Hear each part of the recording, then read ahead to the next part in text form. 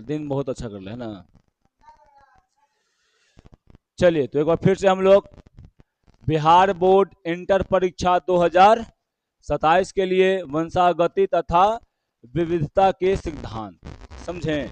एगो लेक्चर ऊपर नीचे हो गया था, तीसरा कर दिए, दूसरा कर दिया तीसरा, और तीसरा का चौथा, चौथा का पंचमा, और पंचमा का कर दिए तो छठा। तो मेन ये छठा ये वाला है, समझा।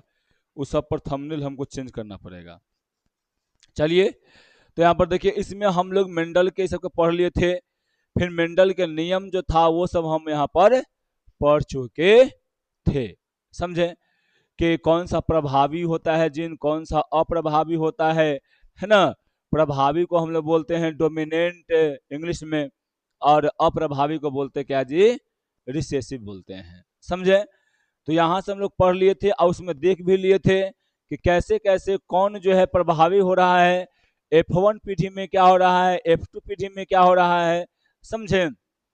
हम लोग देख रहे थे कि F1 पीढ़ी में जो था वो सिर्फ और सिर्फ क्या कर रहा था जी, लंबा पौधा ही क्या कर रहा था, लंबा पौधा ही वहां पर वो डोमिनेंट, यानी लंबा पौधा वाला गुण ही डोमिनेंट कर रहा था, बौना वाला नहीं कर रहा था, समझे। फिर उसके बाद आप लोग अगर देखिए तो आप लोगों को यहाँ पर या कहीं और में तुमको दिख रहा हो कोई और पौधा ले लो, हाँ सॉरी। फिर उसी में अगर हम चलते हैं F2 फेज में, तो F2 फेज में क्या हो रहा था जी, कि वो अप्रभावी भी क्या कर रहा था, डोमिनेंट कहीं ना कहीं एक समय कर रहा था, और कहीं ना कहीं वो दोनों मतलब जिन्हें डोमिनेंट कर रहा था, यानी प्रभावित मतलब हो रहा था, समझे। तो हम यहाँ पर ये सब पढ़ चुके थे, प्रभाविता का संकलन ये सब हम लोग यहाँ पर पढ़ चुके थे। आज हम लोगों को पढ़ना क्या था जी, जीन और एलील के कार्य की मुख्य बातें यहाँ पढ़ना था, क्या क्या काम था। यहाँ पर देखो जीन के कार्य, जीन जानते हो कहाँ होता है, जीन क्या होता है जी, जीन को हम लोग बोल सकते हैं कि एक अनुवांशिकी यानी वंशागति क्या है जी, पदार्थ बोल सकते हैं कि एक दूत बोल सकते हैं, या कारक बोल सकते हैं, या फैक्टर बोल सकते हैं इसको, है ना।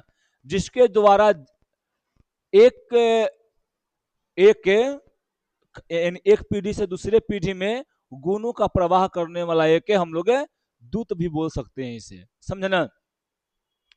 जीन कोशिका में प्रोटीन के निर्माण के लिए आवश्यक निर्देश प्रदान करते हैं, जो शारीरिक विशेषताओं को निर्धारित करते हैं, समझे।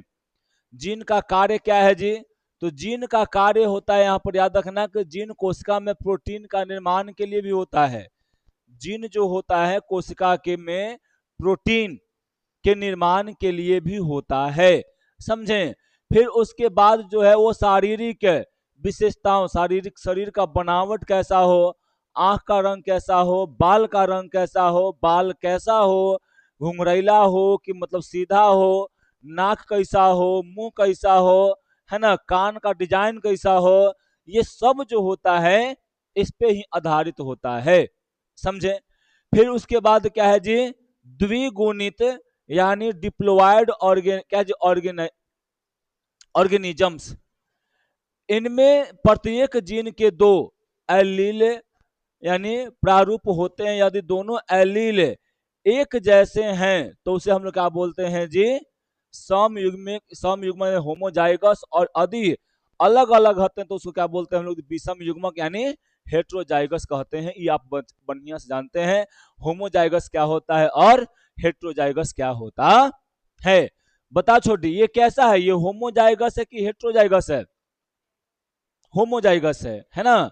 आइए बताओ यहाँ पर अगर ई वाला है, ई वाला क्या है, होमोजाइगस के होमो ही है, और ये वाला क्या है,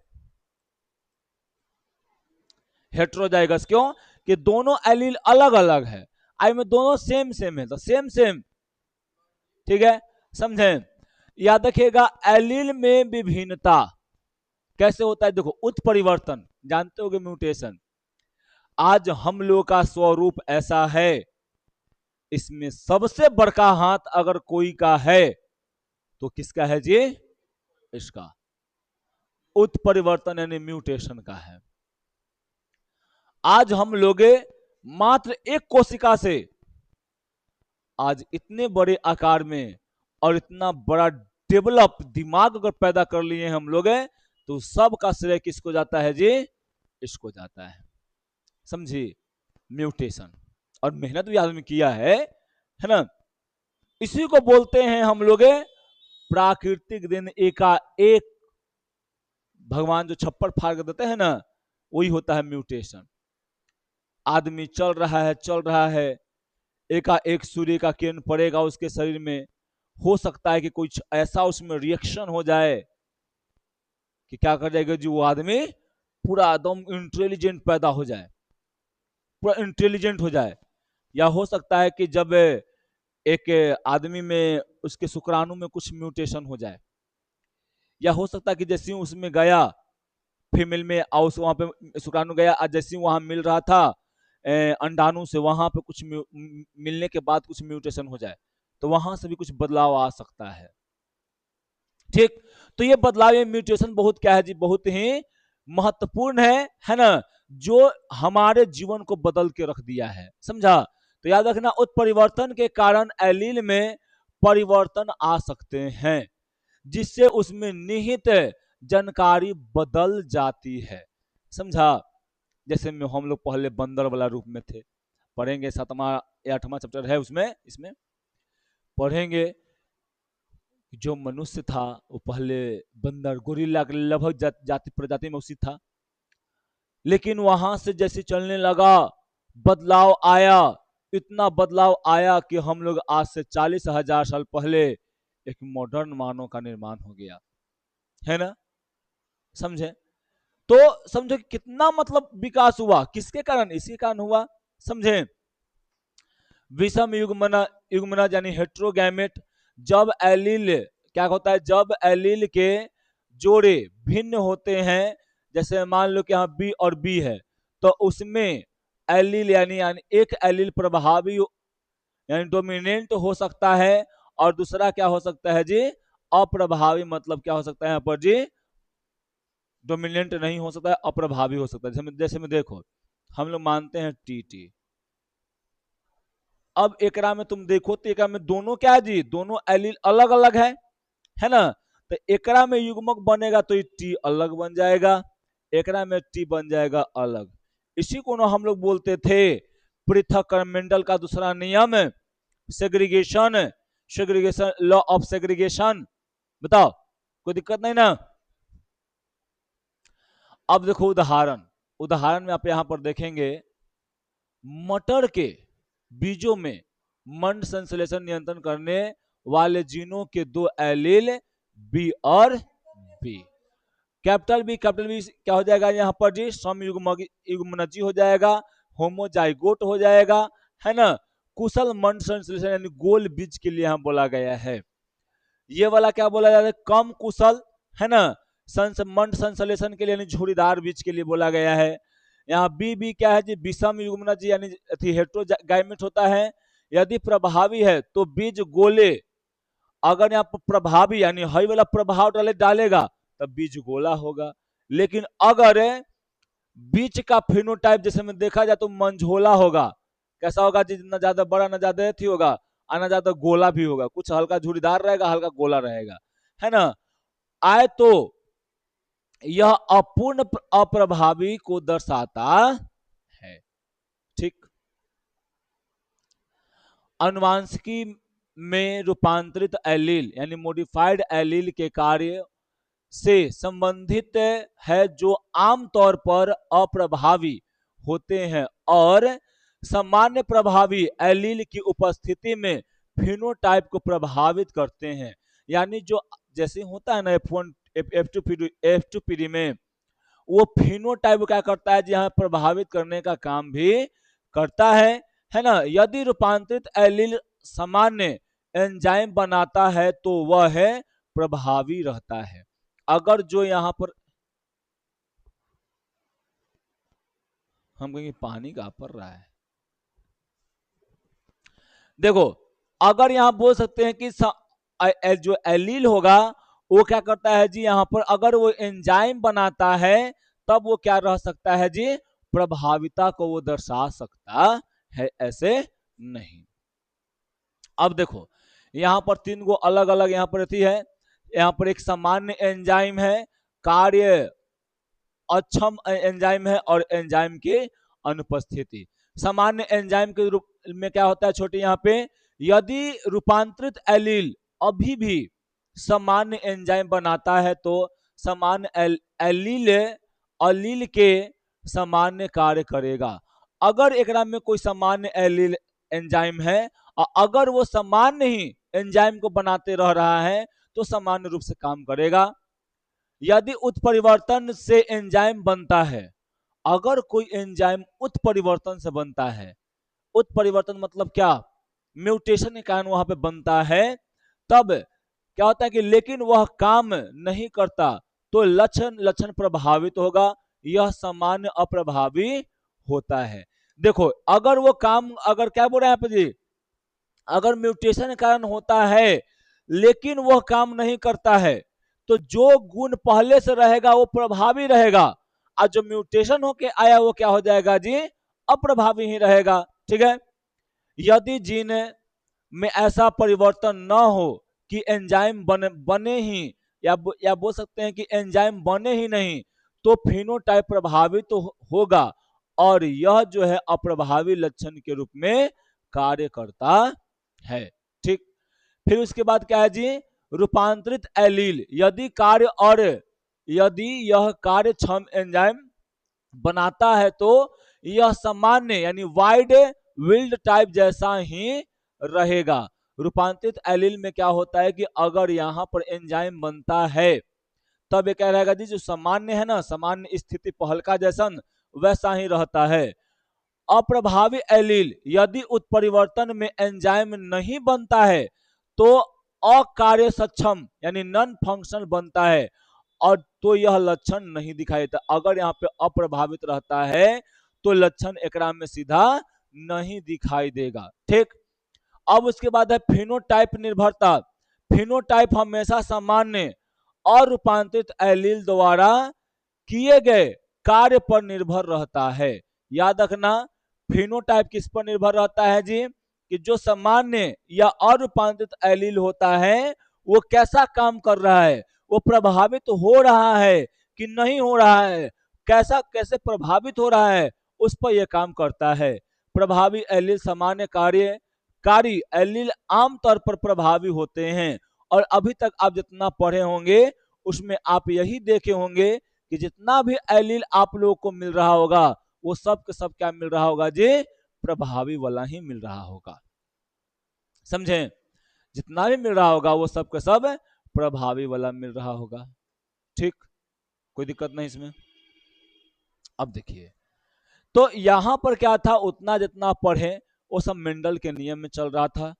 अब यहां पर है मेंडल का नियम में ही है ना, क्या है यहां पर जी, सहप्रभावी यानी कोडोमिनेंस।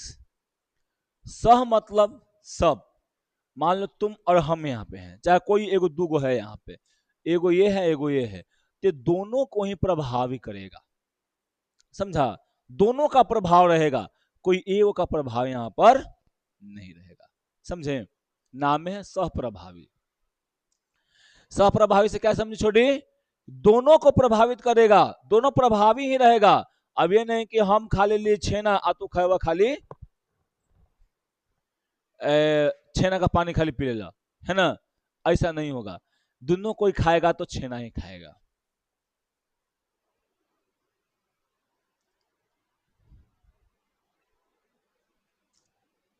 अब देखिए यहां पे सहप्रभावी का मतलब समझाएं क्या होता है, दोनों को ही प्रभावित करना। देखो सहप्रभावी वंशागति का एक प्रकार है, क्या है छोटू यहाँ पे, वंशागति का एक प्रकार है जिसमें विषम युग्म यानी हेट्रो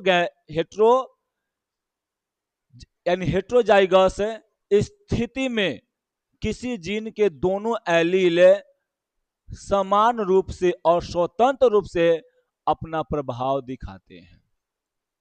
बताइए कि दोनों एलील होगा ना, वो समान रूप से क्या करेगा जी, अपना प्रभाव दिखाता है। जिसके कारण हम लोग कहते हैं क्या यहां पे, क्या, हाँ, जिसके कारण हम लोग क्या बोलते हैं कि यहां पर सहप्रभाविता कहते हैं। इनमें न तो क्या होता है जी, इनमें न तो कोई एलील दूसरे पर हावी होता है और न ही क्या होता है जी, अप्रभावी होता है। अब ये नहीं कि मान लो कि हई यहाँ पर दो गो एलील है ना, चाहे यहाँ पर हेट्रोजाइगस वाला लेते हैं एगो, ये वाला एलील है तो ई वाला प्रभावी कर जाएगा, ये वाला अप्रभावी हो जाएगा, चाहे ई वाला एकरा ऊपर अपना प्रभाव जमा देगा, ई वाला नहीं जमाएगा, ऐसा कोई बात एकरा में नहीं होता है। समझे, दोनों ही क्या रहता है जी, प्रभावी रहेगा या दोनों ही अप्रभावी रहेगा, यानी दोनों ही अपना गुण को दर्शाने का काम करता है। संतानों में माता पिता के दोनों लक्षण साथ साथ यानी मिश्रित हुए बिना प्रकट होते हैं, है ना। संतानों में देखो तो दोनों के लक्षण रहता है, मम्मी के भी और बाबू के भी, ठीक है।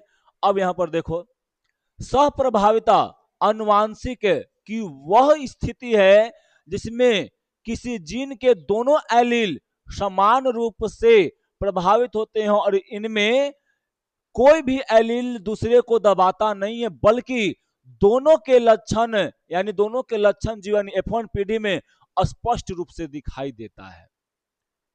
अभी हम यहां पढ़ रहे थे कुछ दिन पहले, यहां पर ऐसे कर रहे थे टी टी और यहां पर टी टी, तो यहां से जब बन रहा था तो सिर्फ कौन कर रहा था जी, कैपिटल वाला प्रभावित हो रहा था, ये वाला कैपिटल टी प्रभावित हो रहा था,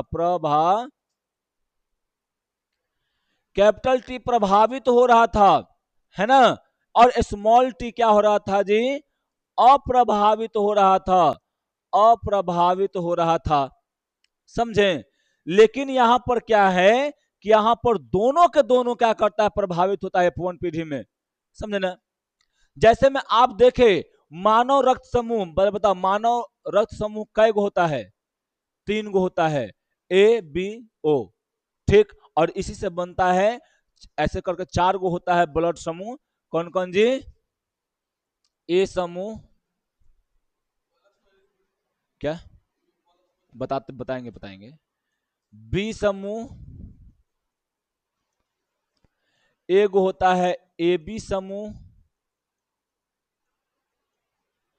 एक होता है ओ। समझे, लेकिन तीनों किसके पे आधारित है जी, तीनों ए बी ओ इसी पे आधारित है, एबीओ, एबो, एबो, है ना। समझा, इसी पे, तो ये तुम्हारा क्या है, रक्त का तुम्हारा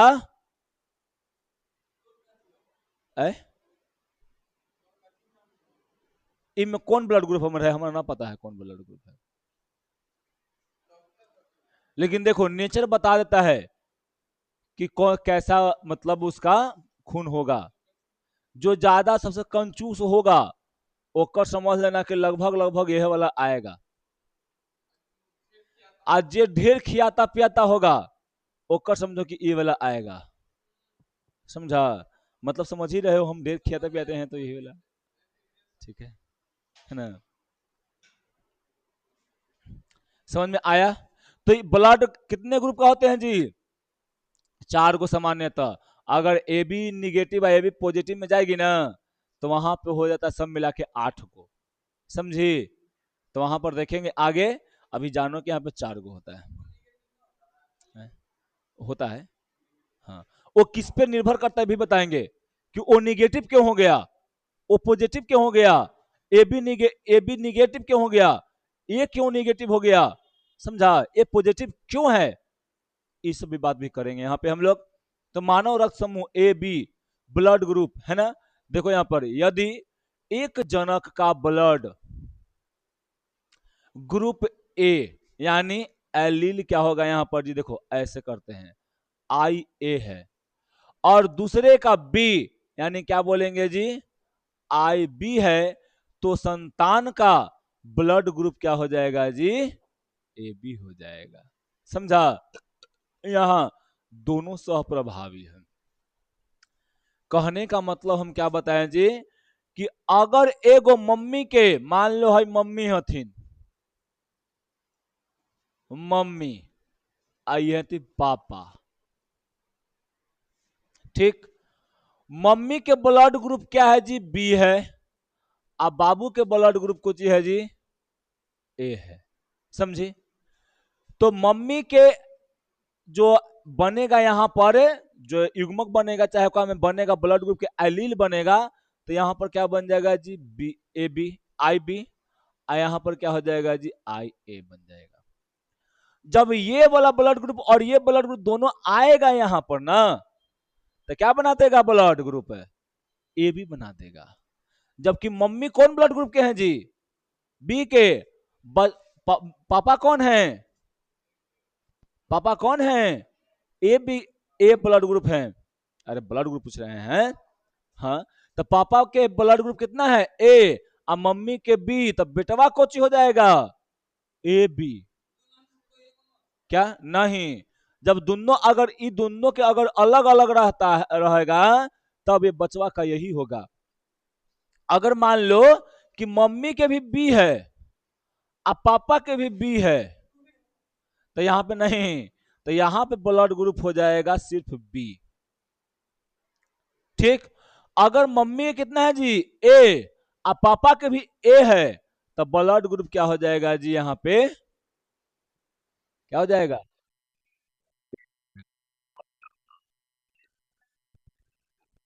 समझा? तो वहां भी काम करता है। रुको बताते हैं, आगे आगे आगे आगे बताएंगे।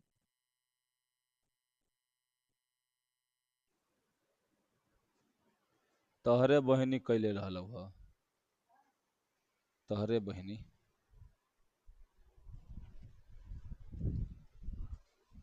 फोनवा कर जाए, छोड़ो बाद में करना।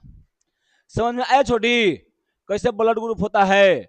मान लो कि अगर तोर ब्लड ग्रुप हो गया ए बी, तो सीधे डायरेक्ट याद रखना कि पक्का मम्मी चाहे पापा के ए बी दोनों है। तो अब्बू का ओ है और तो मम्मी का, तुम्हारा तुम्हारा पता है? नहीं पता है?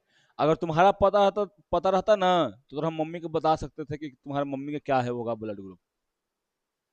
समझे? बिना जांच कैले। ठीक।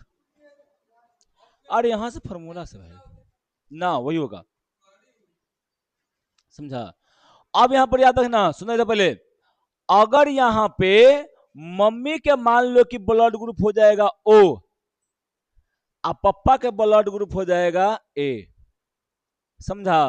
तो यहां पे पता कौन सा ब्लड ग्रुप हो जाएगा जी? ब्लड ग्रुप ए हो जाएगा। समझे? अगर यहां मान लो बी हो जाएगा, मान लो यहां बी रहता तो यहां बी हो जाता।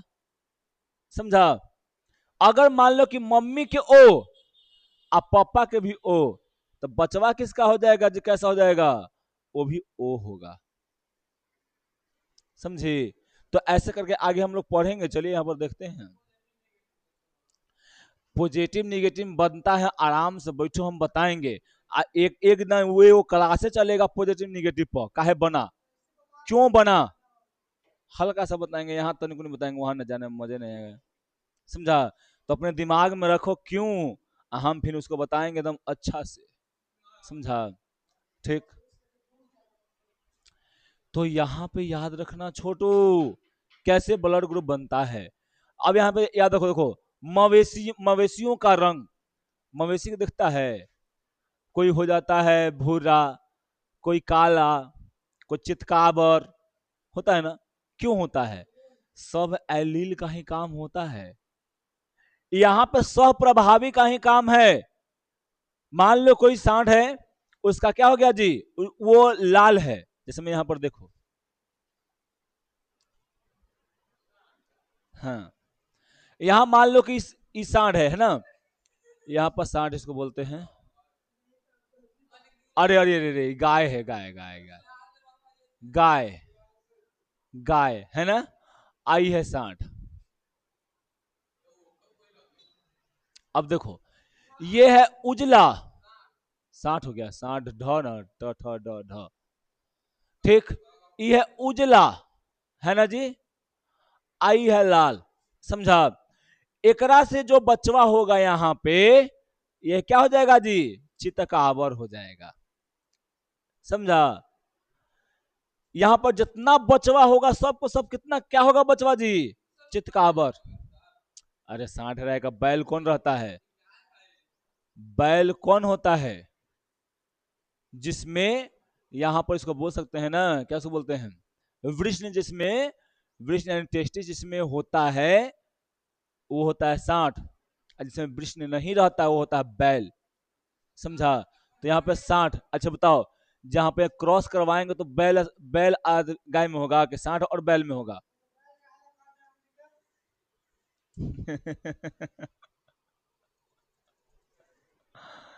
चलो देखो भाई, 60 बुद्धि। ठीक, 60 बुद्धि, देखो इधर खुश। हाँ तो वही तो कह रहे हैं, यहां पे जितना भी एक बच्चा होगा ना जी, वो सब के सब लगभग क्या होगा? चितकाबर होगा। क्यों होगा? क्योंकि एकरो वाला गुण आ रहा है, आ एकरो वाला गुण आ रहा है। समझा?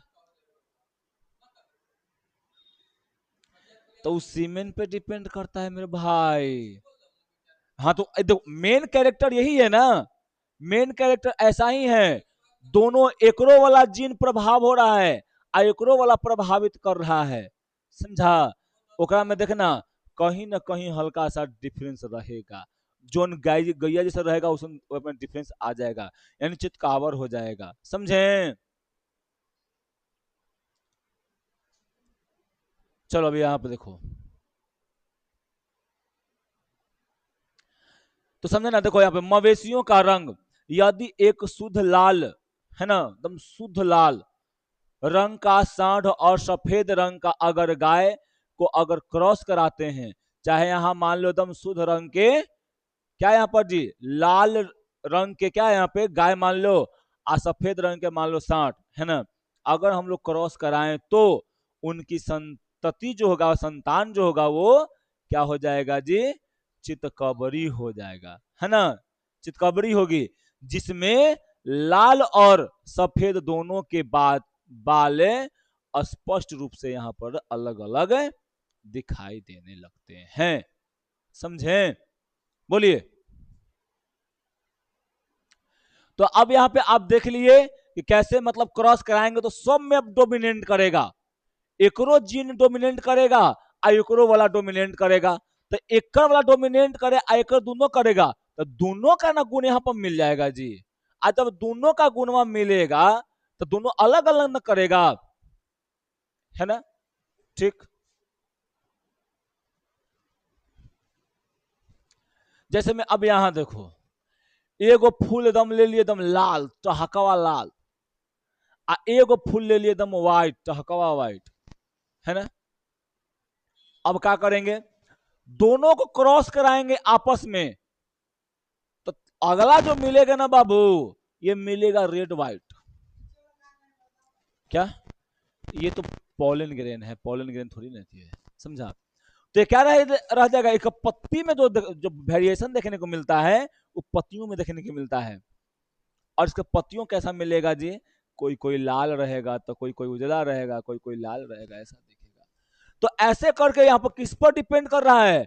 एलील पर कर रहा है डिपेंड, जीन पर कर रहा है डिपेंड, और वही निर्धारित करता है कि अगला संतान कैसा होगा। समझे?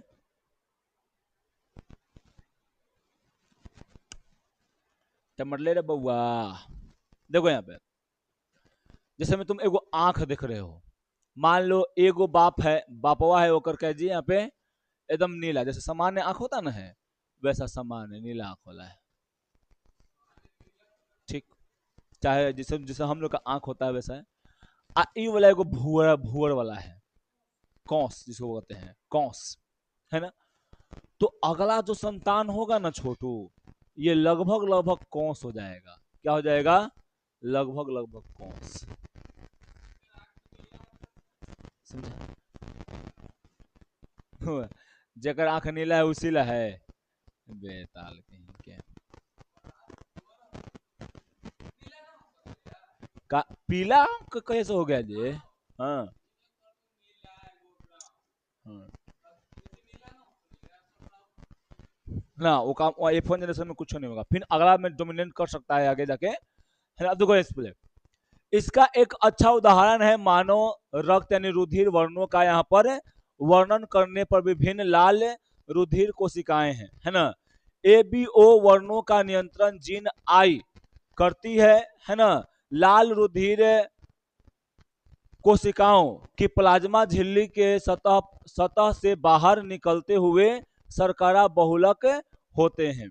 याद रखना, मानव में एबीओ रक्त समूह के वंशागति के नियंत्रण करने वाले जीन आई हैं, जिनमें क्या होता है जी, एलील 3 गो होता है। याद रखना, हम लोगों में यानी मानव में रक्त समूह को निर्धारित करने वाला एगो जीन होता है जिसका नाम क्या है जी, आई।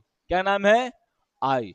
हाई वाला जीन में 3 गो एलील क्या होता है यहाँ पर जी, आई जीन में कितने एलील होते हैं जी, 3 गो, आई ए, आई बी, आई, बस समझा। या यहां पर लिख सकते हैं खाली छोटका आई लिख के छोड़ सकते हैं, समझे ना। ठीक है, तो शामिल होते हैं, याद रखिएगा, शर्करा या एंटीजन बनाते हैं, जबकि आई ए आई बी है ना शर्करा यानी एंटीजन और आई एंटीजन नहीं बनाता है। याद रखना कि हई वाला जो है ना, हई वाला ये वाला अपना एंटीजन बनाएगा, ये भी वाला अपना एंटीजन यानी शर्करा बनाएगा, लेकिन हई जो है एंटीजन नहीं बनाएगा, समझे। याद रखिएगा कि आई ए और आई बी अपना अपना एंटीजन बनाता है, लेकिन आई वाला सिर्फ क्या बनाता है जी, एंटीजन नहीं बनाता है, समझा। तो यहां पर याद रखिएगा। चलिए तो वही वाला है। इसका एक अच्छा उदाहरण, अरे यार इसको हम उल्टी कर दिए हैं, उसको घुमा दिए हैं, है ना। अब यहां पर देखो, मानव जीन जो होता है ना वो कैसा होता है जी, द्विगुणित होता है। इसलिए प्रत्येक व्यक्ति में इन तीनों में से 2 एलील क्या होते हैं जी, 2 एलील, 2 प्रकार के जीन यहां पर एलील होते हैं, समझे ना। अब उसके बाद देखो, मानव कोशिका द्विगुणित होती है, अर्थात प्रत्येक गुण की 2 प्रति यानी जोड़े में होती हैं, जिसमें प्रत्येक जीन के लिए व्यक्ति में 2 एलील होते हैं। यद्यपि आबादी में एक लक्षण के लिए कई एलील मतलब यहाँ पर हो सकते हैं, लेकिन एक व्यक्ति केवल 2 ही एलील केवल 2 ही वंशागत यानी एक माता और एक पिता से प्राप्त करता है, जबकि यानी होमोयुग्मनस यानी होमोजाइगोट समान एलील या विस्तृत युग्म यानी हेट्रोजाइगोट यानी अलग अलग हो सकता है। याद रखिएगा, 2 एन होता है, यहाँ पर जितना भी करोड़ों आदमी है सब में वही है, 2 ही गो है, 2 मतलब जीन वाला द्विगुणित ही है। लेकिन जो अगले पीढ़ी में जाता है वो कौन वाला जाता है जी, आए अगले पीढ़ी में जाता है तो कौन वाला जाता है, दोनों के एक माता वाला जाता है, एगो पिता वाला जाता है, और वही डोमिनेंट वहां पे करता है। अब देखो यहाँ पे आई ए और आई बी, तो आई के ऊपर पूर्ण रूप से प्रभावित होते हैं, अर्थात जब आई ए और आई विद्यमान होते हैं तो क्या बनते हैं, सिर्फ जी आई ए अभिव्यक्त होते हैं, और आई भी देखो, याद रखना हम बताए थे आपको कि अगर आई ए अगर यहां पर रहता है आई, तो ये वाला क्या करता है, एंटीजन नहीं बनाता है, ये वाला एंटीजन बनाता है, इसलिए ये वाला प्रभावित करता है और क्या बन जाता है जी, आई ए मतलब ए ब्लड ग्रुप बन जाएगा, समझे। अगर यहां पे रहेगा आई बी रहेगा, समझे ना, और यहां पर आई रहेगा, तब यहां पर क्या बन जाता है जी, आई बी मतलब ब्लड ग्रुप बी बन जाएगा, समझे ना। जब आई ए और आई बी दोनों उपस्थित होते हैं तो दोनों अपने अपने प्रकार की शर्करा क्या करते हैं जी, अभिव्यक्त करते हैं। इस घटना को क्या बोलते हैं जी, सहप्रभाविता कहते हैं। अब मान लो कि यहाँ पर आई है, आई इंटू में आई क्या है जी, यहाँ पर बी, तो क्या हो जाएगा, ये कहे कि हमहू बनाम ना, हमहू बनाम, आई कहे कि हमहू बनाम, समझा। कह रहा है कि दोनों हम अपना दोनों बनाएंगे, जब हम दोनों बनाएंगे तो क्या बन जाएगा कि ठीक भाई, तू रह, तो दोनों के दोनों रह जाता है। समझे? तो कौन सा ब्लड ग्रुप बन जाता है जी? ए बी दोनों बन जाता है। समझे? ठीक, तो इसको याद रखिएगा बढ़िया से। अब चलिए फिगर पर चलते हैं। अब फिगर पर चल के हम आप लोग को समझा देते हैं। थोड़ा सा और है क्या में, देखो 3 प्रकार के एलील होते हैं, होने के कारण एकरा में कितना जी? 6 गो सह संयोजन बनेगा। इसका प्रकार एबीओ के कितना होता है जी? 6 गो जीनोटाइपिक रेशियो होता है। और आपसे पूछ दिया कि फिनोटाइपिक रेशियो कई गो होता है जी? तो फिनोटाइपिक याद रखना ब्लड ग्रुप में 4 गो होता है ना? कौन कौन? ए बी और ओ। और जीन के आधार पर देखा तो कई गो बनता है जी? 6 गो बनता है। चलिए अब ले चलते हैं आपको उसी के शहर में। चल ले चले तुम्हें तारों की, दिख रहा है बने से? आए? हाँ भाई बताए तो किए हैं, लेकिन दिखाना भी तो है। देखो चलो दिख रहा है बने से। हाँ हमें दिखाई दे रहा है। चल ले चले तुम्हें, देखो यहाँ पे। अब यहाँ पर क्या है कि जनक वन कौन मान लो? मम्मी का मान लो। क्या मान लो जी? मम्मी। एकरा को जी मान लो बाबूजी। क्या मानोगे जी? बाबूजी।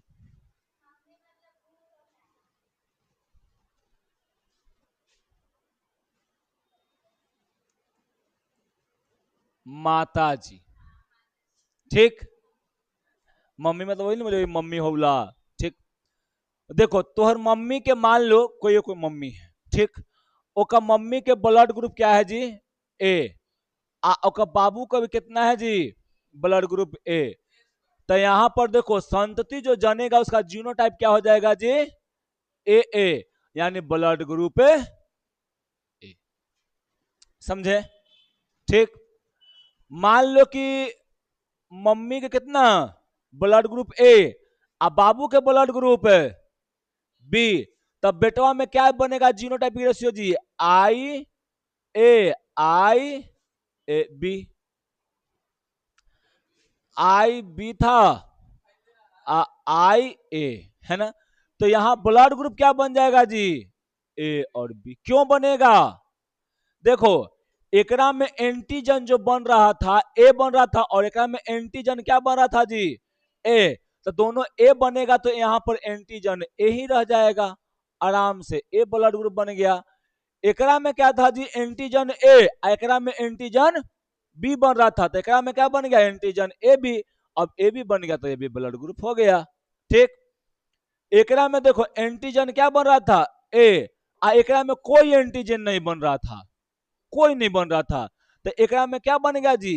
एक जीनोटाइपिक रेशियो देखो इबला हो गया, एक ब्लड ग्रुप ए हो जाएगा। समझा? बाबू के मतलब ओ हो गया, ओ। समझा? ठीक, अब यहां पर देखो आई बी वाला है ब्लड ग्रुप बी, आई एक क्या है जी? ए। तो ए है तो मान लो कि यहां पर क्या हो जाएगा जी? यहां पर हो जाएगा ए और बी।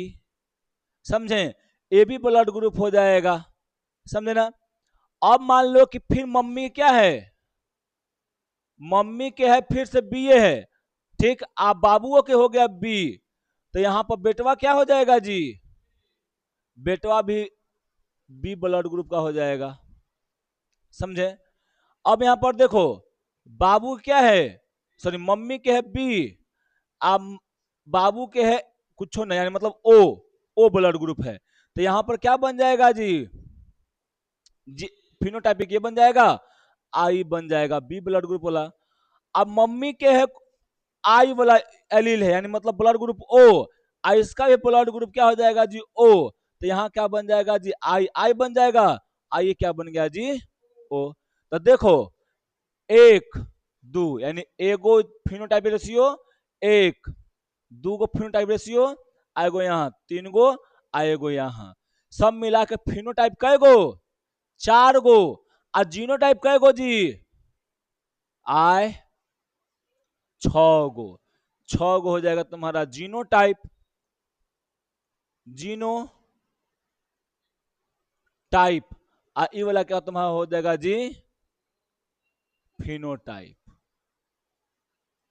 याद रहेगा ना, ब्लड ग्रुप में कितना जी जीनोटाइप है, 6 गो। अब फिनोटाइप है, कोई दिक्कत, छोड़ दे आज के लिए इतना ही, कल पढ़ाएंगे क्यों blood group are A negative B negative होता है, ये सब पढ़ाएंगे, ठीक है।